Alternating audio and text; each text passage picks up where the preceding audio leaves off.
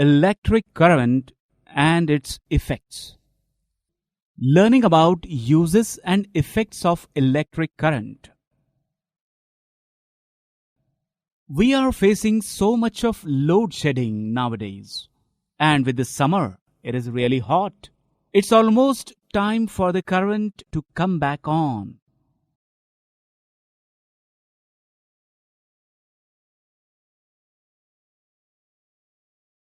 Electricity, as we all know, plays very important role in our day-to-day life.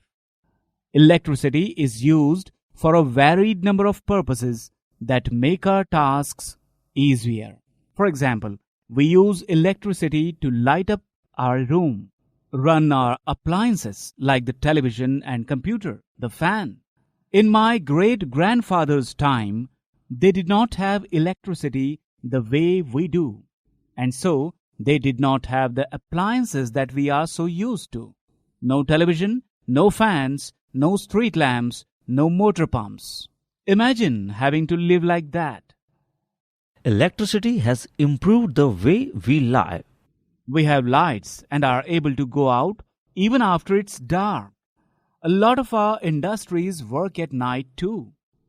Imagine living in our great-grandparents' time, having to go to bed at 7 at night or having to study with the help of a lantern. So, where does the electricity to our homes come from? Electricity is produced at power station. Power stations are also known as power plants. Big electric generators at power station produce electricity with the help of water or coal or nuclear power. The electricity is brought to our homes through thick cables or wires that are either fixed on electricity poles or through underground cables.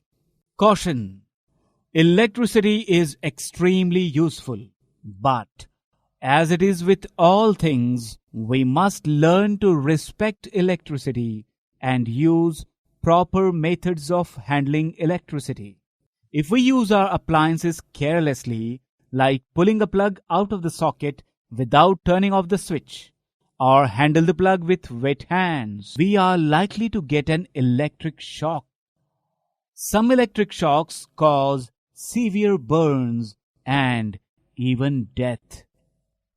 This is a caution or danger sign that is found on electricity poles or electric transformers and substations. This warning tells us that high voltage current is passing through and we must be careful. We are going to study about electricity in this chapter, and it is dangerous to perform experiments using the power plugs in our homes. So, what we are going to do is to study about electricity with the help of a very common item we use to illuminate our surrounding in the dark. Symbols of electric components. Some common electric components can be represented by symbols. In the symbol for the electric cell, notice that there is a longer line and a shorter but thicker parallel line. In the symbol of the electric cell, the longer line represents the positive terminal and the thicker, shorter line represents the negative terminal. For a switch, the on position and the off position are represented by the symbols. The wires used to connect the various components in a circuit are represented by lines. The positive terminal of one cell is connected to the negative terminal of the next cell. Such a combination of two or more cells is called a battery. Many devices such as torches, transistors, toys, a television remote controls use batteries. However, in some of these devices, the electric cells are not always placed one after the other. Sometimes the cells are placed side by side. Then how are the terminals of the cells connected? Look carefully inside the battery compartment of any device.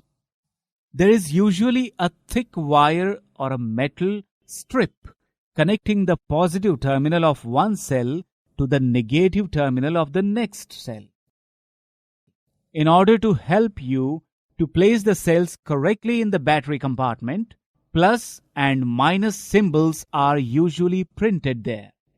How can we connect the cells to prepare batteries for our activities? You may make a cell holder using a wooden block, 2 iron strips and rubber bands. It is necessary that the rubber bands hold the metal strips tightly. You could also buy cell holders from the market for making batteries of 2 or more electric cells.